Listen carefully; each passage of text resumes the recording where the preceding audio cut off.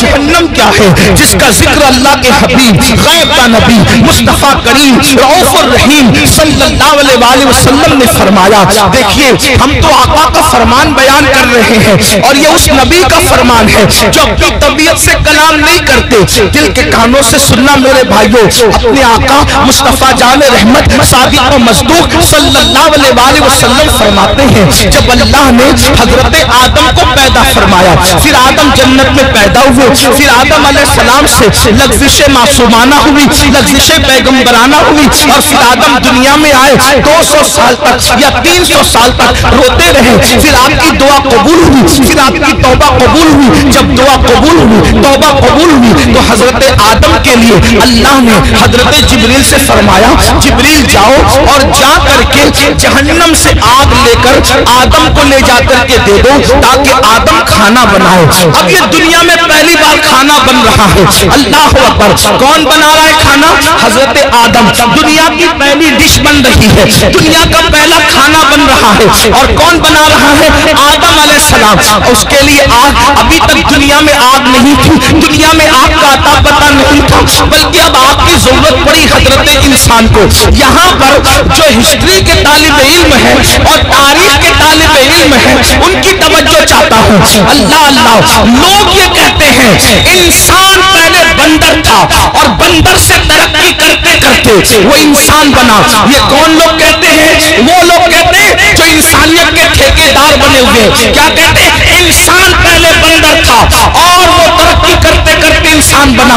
इंसान पहले नंगा घूमता था, फिर नंगे से पत्ते बांधने लगा, फिर ये करने लगा, फिर वो करने लगा। पहले झुक के चलता था बंदर की तरह, फिर ये हो गया, फिर वो हो गया। इंसानियत के लिए इससे बड़ी गाली कुछ नहीं हो सकती। औरों के नजदीक नजरिया ये है कि इंसान पहले बंदर था, तरक्की करते करते इंसान बना, लेकिन हमारे नजदीक तसव्वुर इंसान ये है कि सबसे पहले अल्लाह ने जिस इंसान को पैदा किया वो इतना खूबसूरत था कि उसके हुस्न को देखकर फरिश्तों ने उसके आगे सजदा किया।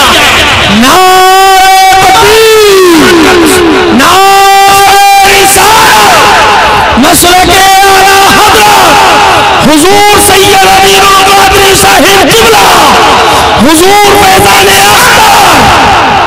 इंसानियत को गाली देने वाले वो लोग जो कहते इंसान बंदर था, वल्लाह पहला इंसान आदम अलैहिस्सलाम है और आदम इतने खूबसूरत थे कि हुस्न आदम को देखकर मलाइका रश्क करने लगे। हज़रत बेदम शबासी कह रहे हैं अब आदमी कुछ और हमारी नजर में है, अब आदमी कुछ और हमारी नजर में है। जब से सुना है यार लिबासे बशर में है। कौन कहते हैं हमारा पहला आदमी तो आदम है, बल्कि आदमी आदम ही से बने। हजरत आदम अलैहिस्सलाम नूरे मोहम्मदी लेकर आए, लेकिन ये तफसील इस पर नहीं अर्ज करता। बात क्या अर्ज कर रहा था? पहला खाना बन रहा है। अल्लाह ने जिब्रील अलैहिस्सलाम को हुक्म दिया, जाओ दुनिया में आग नहीं है, आग ला। पहली बार दुनिया में आग आई।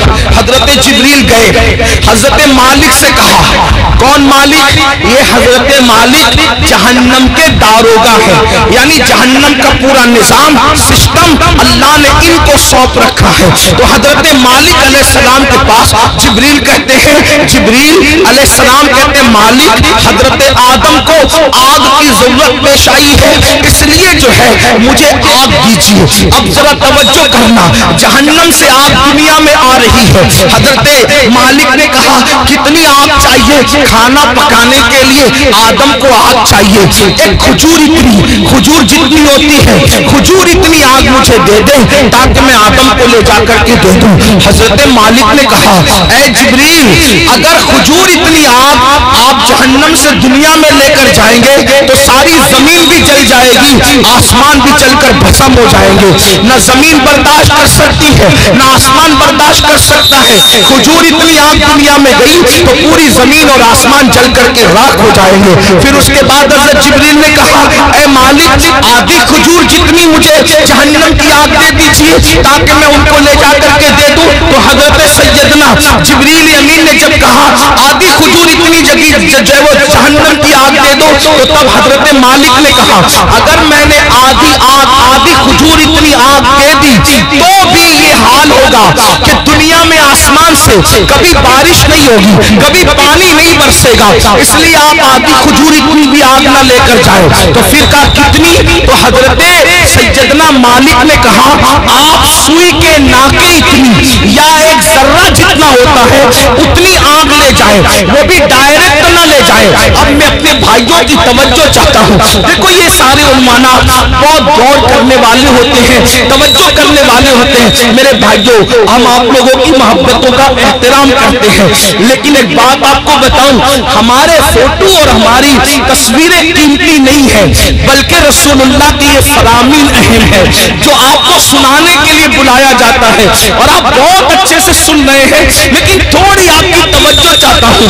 اتنی لمبی روایت میں نے پڑھی، اب اصل جو ہے وہ جس مقصد کے لیے پڑھی وہ یہ ہے، حضرت جبریل نے کھجور اتنی آگ مانگی، منع کیا گیا، آدھی کھجور اتنی آگ مانگی، منع کیا گیا کہ بارش نہیں ہوگی آسمان سے، پھر ایک ذرے کے برابر آگ دی گئی، تو حضرت مالک نے کہا اس کو بھی ڈائریکٹ نہ لے جائیں بلکہ اس کو پہلے دھلا جائے۔ تو ذرہ برابر آگ حضرت جبریل کو حضرت مالک نے دیا، 70 مرتبہ جبریل علیہ السلام نے اس جہنم کی آگ کو رحمت کے پانی سے دھویا، اس کو واش کیا، دھویا، اور 70 بار دھونے کے بعد پھر اس آگ کو ذرہ برابر دنیا میں لایا گیا۔ لیجئے حضرت آدم، یہ کھانا بنانے کے لیے ہے، تو حضرت آدم نے فرمایا اس کو پہاڑ پہ رکھو۔ جب وہ ذرہ برابر جہنم کی آگ جس کو 70 بار دھویا گیا تھا، ندی کے پانی سے نہیں،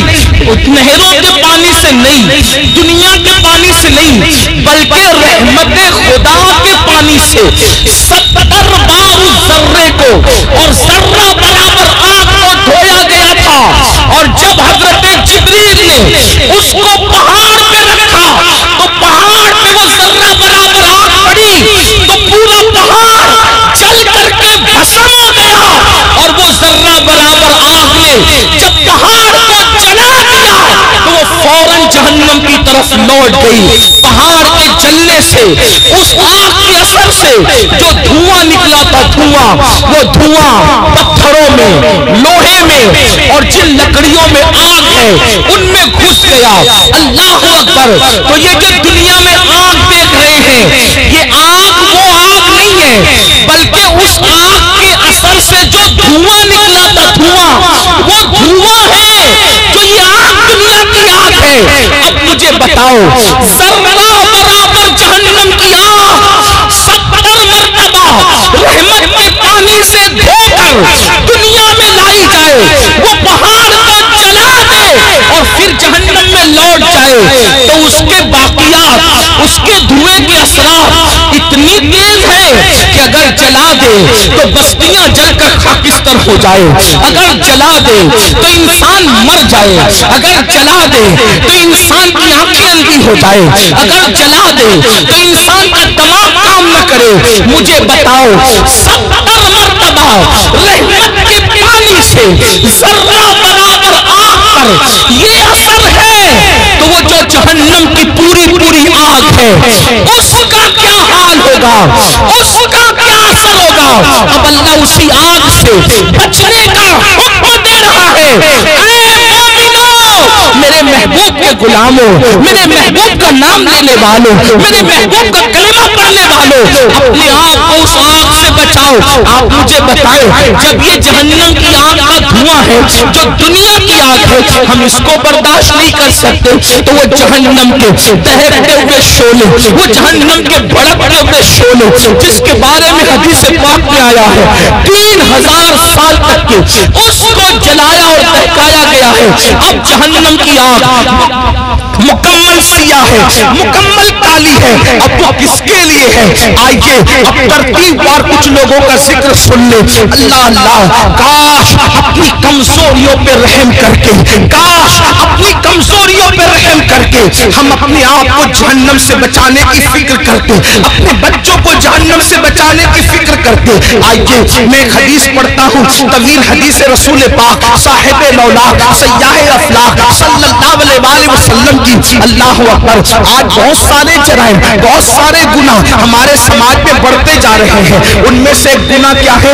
فلم دیکھ کر، سیریل دیکھ کر، پکچر دیکھ کر لڑکے اور لڑکیوں میں آپس میں افیئر کا معاملہ جگ رہا ہے. اور اب شاید ہی کچھ بچے اور بچیاں ایسے ہوں گے کہ جو افیئر سے محفوظ ہے، الا ماشاءاللہ. اور اس کے بعد پھر یہ افیئر کے معاملات، افیئر کی داستان انسان کو زنا تک لے جاتی ہے. اور یہ زنا کیا ہے؟ اب سنیے، اللہ اکبر. میرے اور تمہارے سچے نبی صلی اللہ علیہ وسلم فرماتے ہیں آج زنا بڑھ رہا ہے. بلکہ آپ کو بتاؤں، یہاں تک کہ لکھنے والوں نے لکھا ہر منٹ پر کئی زنا ریکارڈ کیا جا رہا ہے دنیا میں. تعفن ہے زنا کا، تعفن ہے بدکاری کا. اللہ اکبر. ہیرو ہیروئن کے چکر میں انسان اب زنا کو گناہ بھی نہیں سمجھتا. آؤ اپنے نبی کا فرمان سنو، اپنے سچے رسول کا فرمان سنو اور اپنے آپ کو جہنم کی آگ سے بچا لو. اللہ کے سچے نبی، غیب کا نبی صلی اللہ علیہ وسلم فرماتے ہیں کہ جب قیامت کے دن زانیوں کو میدان محشر میں لایا جائے گا. اللہ اللہ، اللہ کرے کسی کو یہ گناہ نہ کرے، اور اگر کسی نے کی ہو تو وہ جلد سے جلد توبہ کرے، اس گندگی سے نکلے. اے میری قوم کے جوانوں، گندی فلمیں دیکھ کر، گندی پکچریں دیکھ کر کس میں ڈوبے جا رہے ہو؟ اللہ اکبر. زنا کے بارے میں تمہارے اور میرے سچے نبی صلی اللہ علیہ وسلم ارشاد فرماتے ہیں کہ جب زانیوں کو قیامت کے دن میدان محشر میں لایا جائے گا تو پورا میدان محشر ان زانیوں کو پہچان لے گا. یعنی جنہوں نے دنیا میں زنا کیا ہے،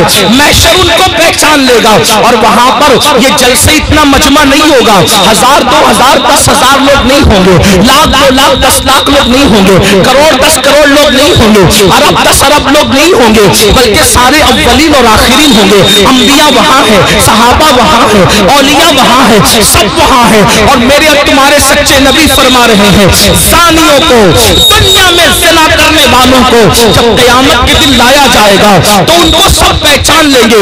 اس کی وجہ کیا ہوگی؟ اگر حدیث میں نہیں آتا تو میں بیان کرنے کی ہمت نہیں رکھتا. میرے مخدوم زادے سامنے موجود ہے. اس طرح کے عناوین جو ہے میں محفل کے اندر کہنے سے احتیاط کرتا ہوں، لیکن جب دل ٹوٹتا ہے اور قوم جو ہے جس آگ میں جل رہی ہو اور پھر رسول اللہ کا فرمان ہو، تو پھر میں حیا کے پردے میں آپ کے دلوں کے دروازے پر یہ بات ضرور رکھ دینا چاہتا ہوں. سنو زنا کے اڈوں کی طرف جانے والے جوان، یقیناً یہاں جو لوگ موجود ہیں وہ ایسے نہیں ہیں، لیکن آپ کو مخاطب کر کے ان تک خدا کے بندوں تک آواز پہنچانا ہے جو اس آواز کے مستحق ہیں. ان بچیوں تک آواز پہنچانا ہے جو اس آواز کے مستحق ہے. سنو، اللہ کے رسول سچے نبی فرماتے ہیں کہ زانیوں کو جب قیامت کے دن لایا جائے گا تو پورا محشر ان کو پہچان لے گا. پہچاننے کی وجہ کیا ہوگی؟ آقا فرماتے ہیں ان کی شرمگاہوں سے اتنی گندی بدبو آئے گی، اتنی خطرناک بدبو آئے گی کہ میدان محشر ان کی بدبو کو دیکھ کر ان کو پہچان لے گا.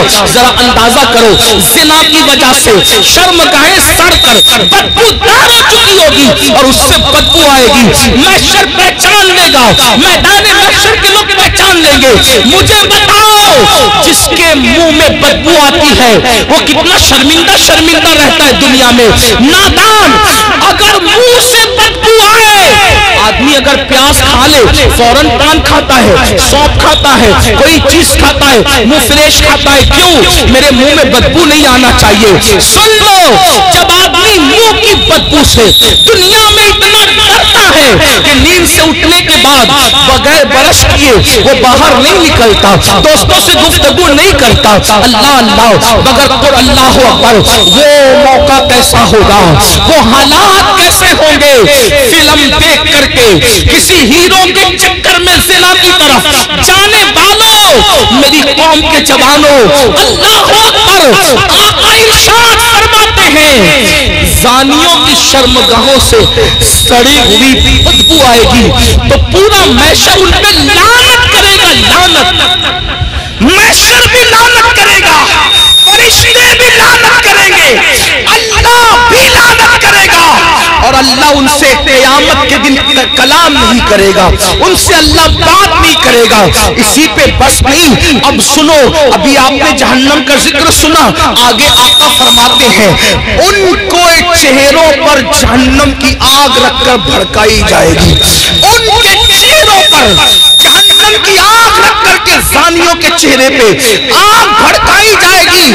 کبھی تندور کے اندر کوئی چیز سینکی جاتی ہے تو کیسے الٹ پلٹ کیا جاتا ہے، زانیوں کے چہروں کو جہنم میں الٹ پلٹ کیا جائے گا، ان کے چہروں پہ آگ بھڑکائی جائے گی۔ اسی پہ بس نہیں، میرے اور تمہارے سچے نبی فرماتے ہیں پھر حضرت مالک یعنی جہنم کے داروغہ جہنم کی آگ کی بنی ہوئی قمیص اس کے بدن پر پہنائیں گے۔ ہائے ہائے، جو مئی کی گرمی برداشت نہ کر سکے، جو دسمبر کی سردی برداشت نہ کر سکے، یہ کمزور جسم جس پر مکھی اور مچھر چلے، تو یہ کمزور جسم مکھی اور مچھر کے ڈنک کو برداشت نہیں کر سکتا۔ یہ کمزور جسم اگر بتی کے چٹکے کو، سگریٹ کے چٹکے کو برداشت نہیں کر سکتا، ہائے زنا کرنے کی بنیاد پر جب جہنم کی آگ کی بنی ہوئی قمیص اس کم نصیب کو پہنائی جائے گی، اس کم بخت کو پہنائی جائے گی، اس کا حال کیا ہوگا؟ فرشتوں کو کہیں گے، جو جہنم کے فرشتے ہیں ان سے کہیں گے ان زانیوں کی آنکھوں میں آگ کی سلاخیں ڈال دو، ان جہنمیوں کی آنکھوں میں آگ کی سلاخیں ڈال دو۔ ہائے ہائے، جہنم کی آگ سے بنی ہوئی سلاخیں ان کی آنکھوں میں ڈالنے کا حکم ہوگا۔ حضرت مالک کہیں گے یہ زانی لوگ حرام دیکھتے تھے اپنی آنکھوں سے، حرام دیکھتے تھے اپنی آنکھوں سے، ان کی آنکھوں میں جہنم کی آگ کی سلاخیں پھیر دو۔ تھوڑا غور تو کرو، اگر یہ بات کسی کتاب میں کسی صرف ایک عام انسان کی لکھی ہوئی ہوتی میں کبھی اتنے اہتمام سے بیان نہ کرتا، لیکن وہ رسول بیان کر رہے ہیں جن کی زبان پر سوائے حق کے کچھ اور جاری نہیں ہوتا۔ میرے امام کہتے ہیں وہ دہن جس کی ہر بات وحی خدا، چشمہ علم و حکمت میں لاکھوں سلام، وہ زبان جس کو سب کن کی کنجی کہے اس کی نافذ حکومت میں لاکھوں سلام۔ 2 منٹ کی لذت کے لیے اللہ کو ناراض کرنے والوں، 2 منٹ کی لذت کے لیے اپنی آخرت کو تباہ کرنے والوں، پکچروں میں ہیرو ہیروئن کو زنا کرتا دیکھ کر، گندی پکچریں دیکھ کر اپنی آخرت کو تباہ و برباد کرنے والوں، سوچو تو صحیح، گناہ میں لذت تو ہے مگر عزت نہیں ہے، گناہ میں لذت تو ہے مگر سکون نہیں ہے۔ او سکون کے متلاشیوں، آج کہتے ہو دل کو سکون نہیں، کوئی کہتا ہے روزی میں برکت نہیں، کوئی کہتا ہے گھر میں آرام نہیں، کسی نے کچھ کر دیا، کسی نے کچھ کر دیا۔ میں کہتا ہوں کیا نہیں کیا یہ 2 نمبر کی بات ہے، لیکن ہم نے اپنی تباہی کا سامان کیا۔ نرم نرم گدوں پہ لیٹ کر جس گھر میں زنا کی فلمیں دیکھی جائے گی اس گھر میں برکت کا نزول کیسے ہو سکتا ہے؟ اللہ اکبر، جس گھر میں پکچریں چلے گی، ہیرو ہیروئن کو بھاگتا ہوا دکھایا جائے گا، جس گھر کے اندر زنا کی ترغیب دی جائے گی اس گھر میں برکتوں کا نزول کیسے ہوگا؟